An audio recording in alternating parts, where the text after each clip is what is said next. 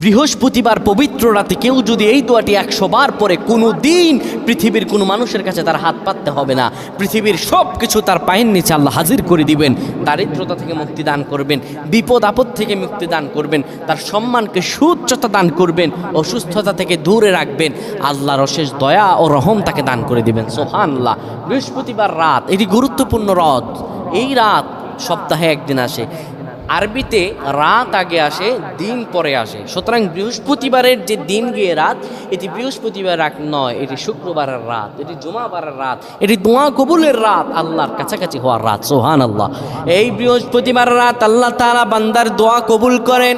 কেউ যদি বৃহস্পতিবার রাতে ঈশা নামাজের পরে পবিত্র হয়ে ইয়া হাইয়ু ইয়া হাইয়ু ইয়া হাইয়ু ইয়া রফিয়ু ইয়া রফিয়ু ইয়া রফিয়ু এই দোয়াগুলো পড়তে পারে 100 বার, আল্লাহ রাব্বুল আলামিন